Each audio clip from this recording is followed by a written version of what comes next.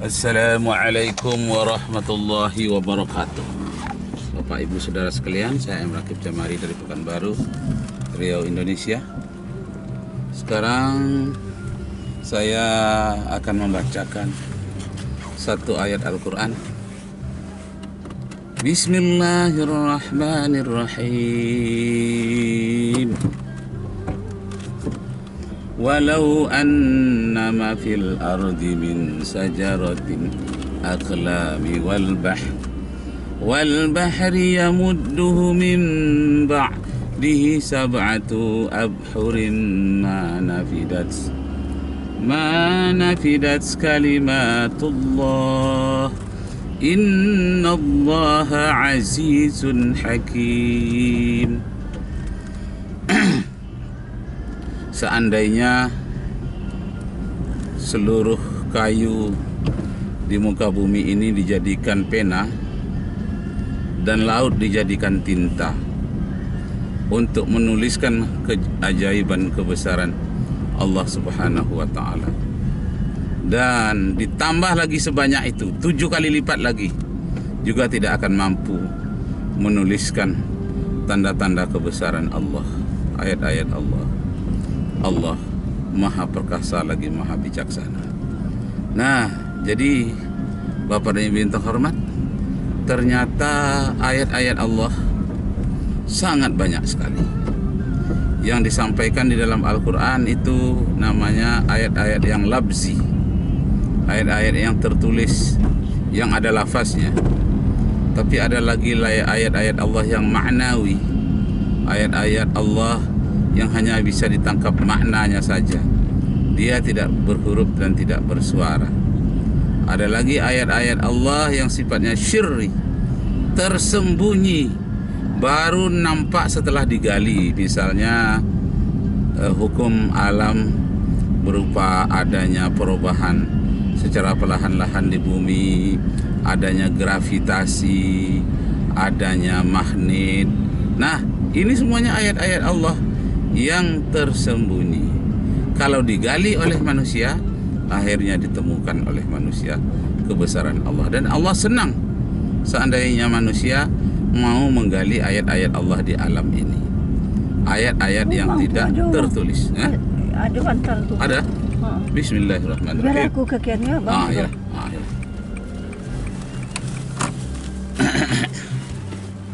Bismillahirrahmanirrahim. Kita lanjutkan. Baik Bapak Ibu, saudara-saudara sekalian, kita lanjutkan. Banyaknya ayat-ayat Allah, keagungan Allah Subhanahu wa Ta'ala. Nah, orang-orang komunis yang tergabung dalam haluan ideologi Pancasila, mereka berusaha untuk merangkum antara orang-orang yang percaya dengan Allah dengan tidak percaya dengan Allah. Itu namanya nasakom, nasionalis, orang netral ini. Kemudian nasakom, nasional, agama. Itu orang yang beriman kepada ayat-ayat Allah. Kemudian komunis, orang yang tidak beriman kepada ayat-ayat Allah. Ini tidak bisa disatukan.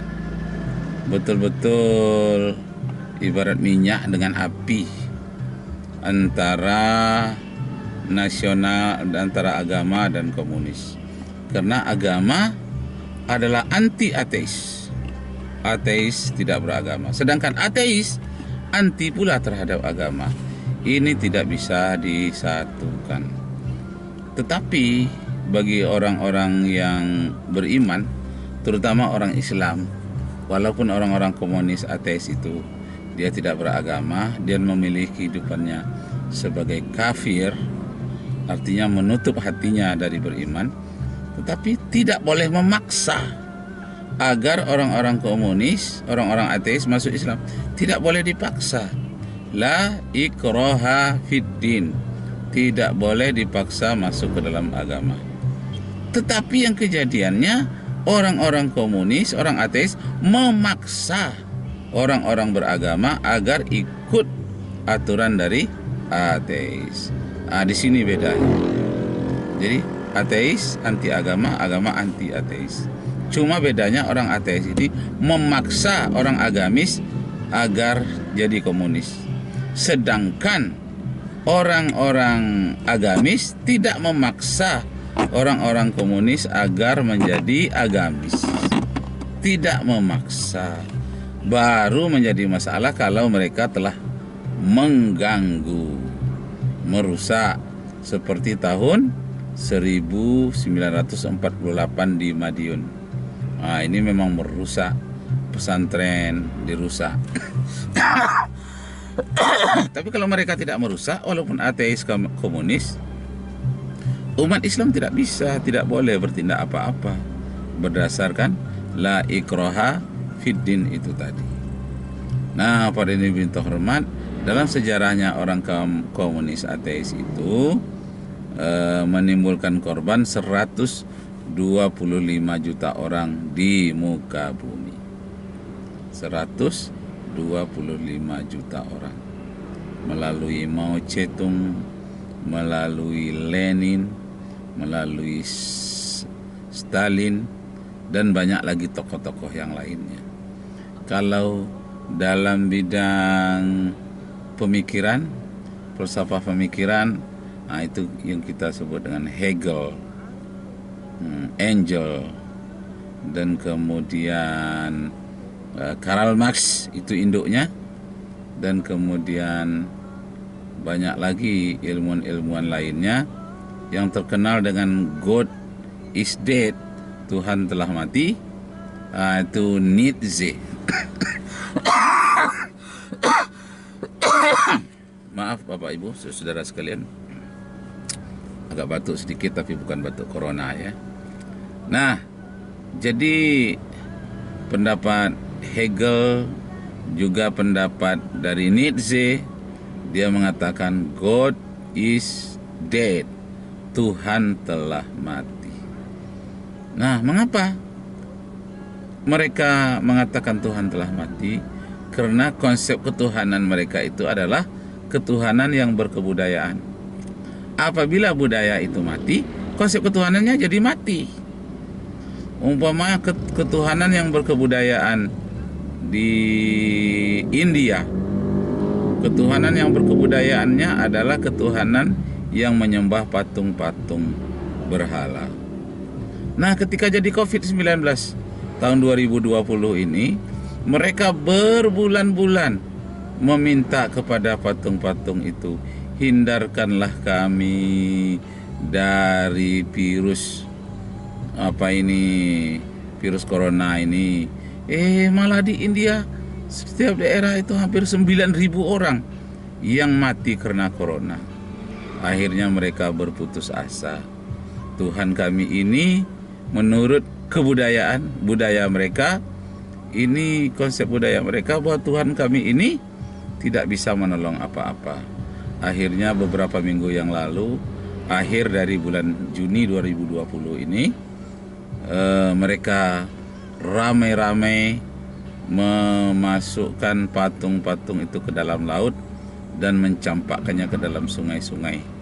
Nah, mereka tidak membakarnya, tapi membuangnya, karena ketuhanan menurut konsep budaya mereka ternyata tidak mampu memberikan manfaat apa-apa untuk mengatasi virus corona.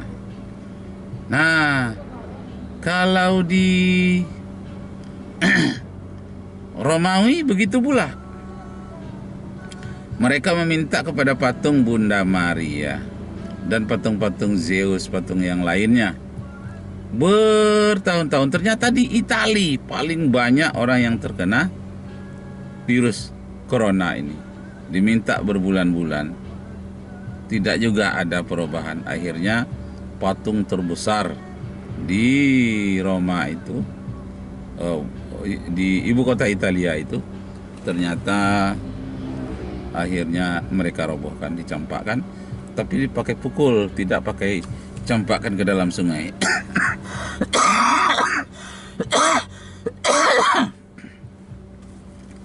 Dipukul oleh pemimpinnya memakai apa, saya lihat di YouTube, memakai martir, cangkul dan keramik sepertinya itu patung dibuatnya.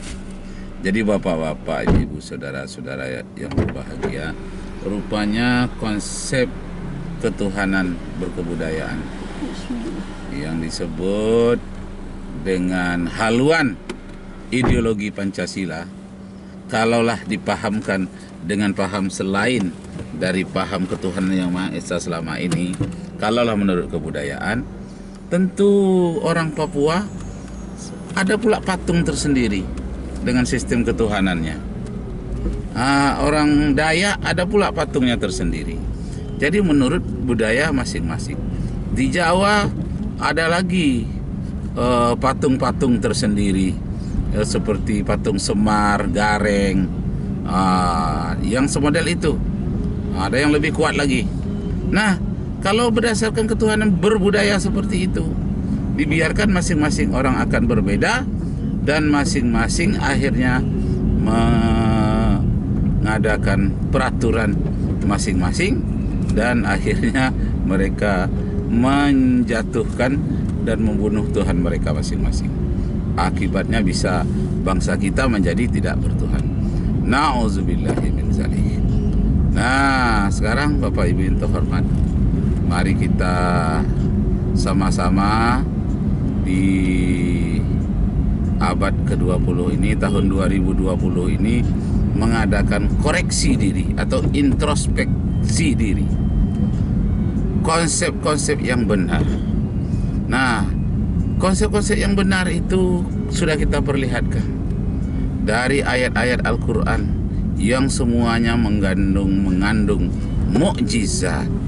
Ketika dibacakan ayat-ayat Al-Quran, jin-jin yang ada pada patung-patung itu rontok, yang ada pada gua-gua atau tukang-tukang santet rontok ketika dibacakan sholawat. Sebagaimana kita lihat ada Gus Idrus, ada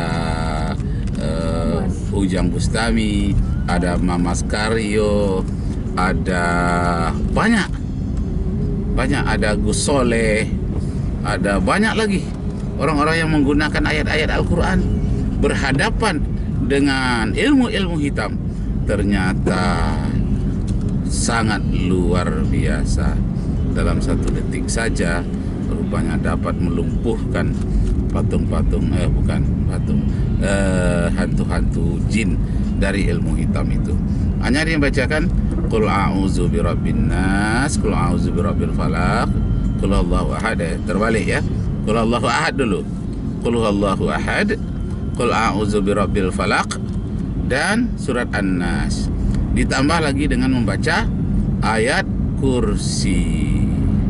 Ditambah lagi kita ingin jauh dari Dajjal agar selamat.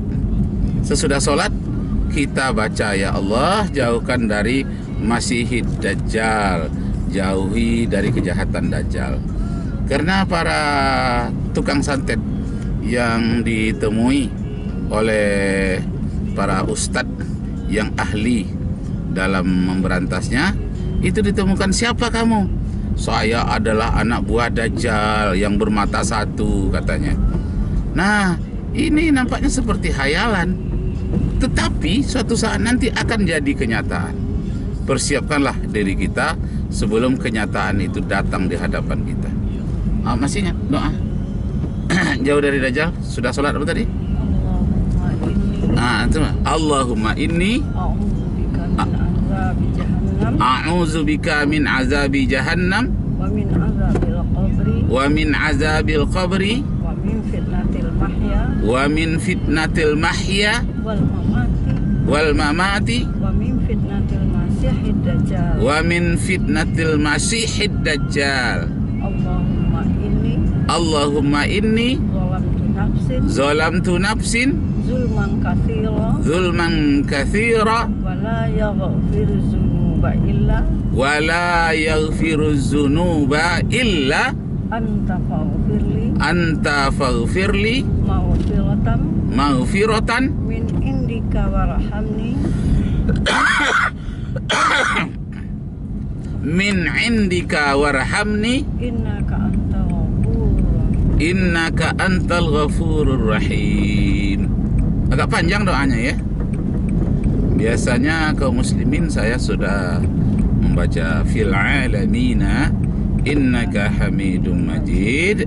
Kalau saya biasanya membaca Allahumma ghfirli ma qaddamtu wa ma akhartu wa ma asrartu wa ma a'lantu wa ma anta a'lamu bihi minni antal muqaddimu wa antal muakhiru la ilaha illa anta ya muqallibal qulub sabbit qalbi ala dinika wa ala ta'atika subhanaka inni kuntu minaz zalimin.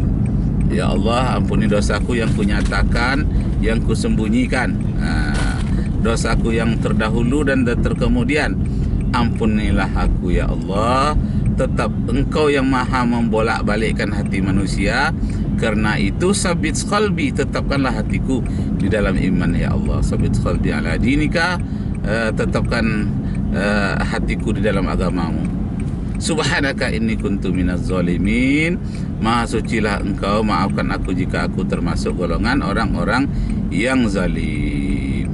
Nah, sesudah itu ada baiknya kita baca lagi doa tadi untuk mengusir dari kejahatan jin, kejahatan dajjal.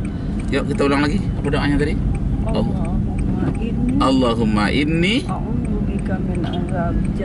a'udzubika min azabi jahannam wa min azabil qabri wa min azabil qabri wa min fitnatil mahya wa min fitnatil mahya wal mamati wal mamati wa min fitnatil masihid dajjal wa min fitnatil masihid dajjal.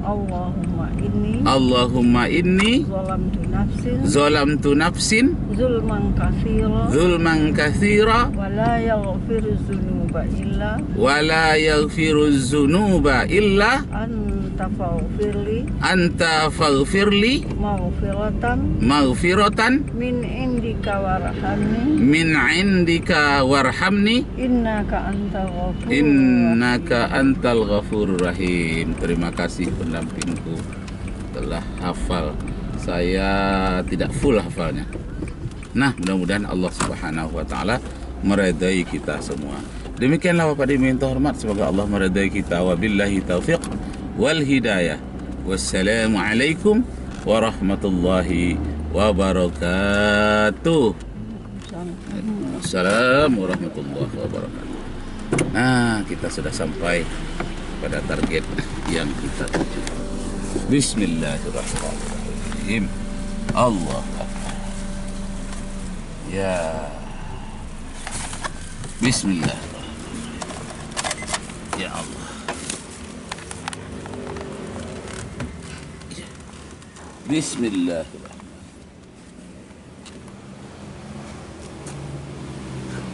Ya.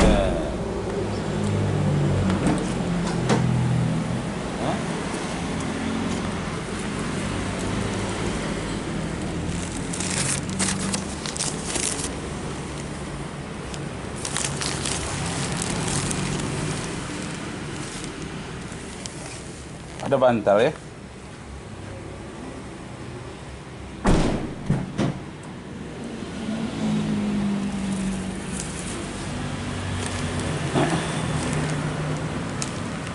Allah Akbar. Halo?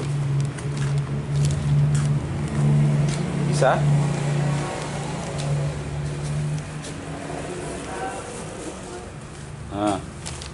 Bismillahirrahmanirrahim.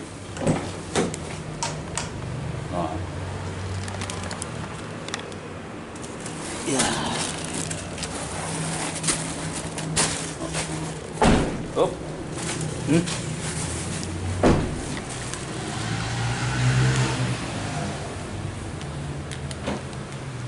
Ya, insyaallah. Balah ke jalan cipta karya.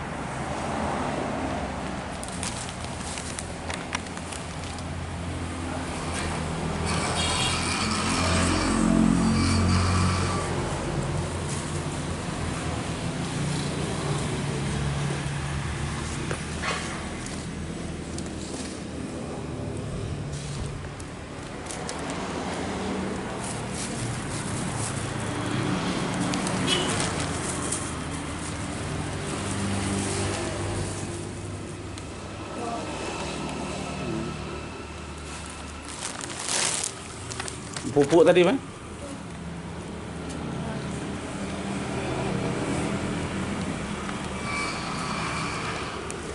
Untuk siapa nih? Langsung bawa ke atas atau gimana?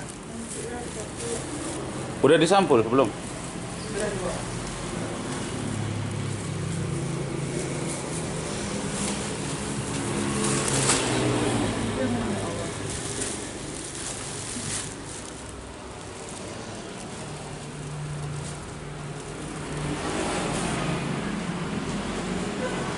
Bismillah.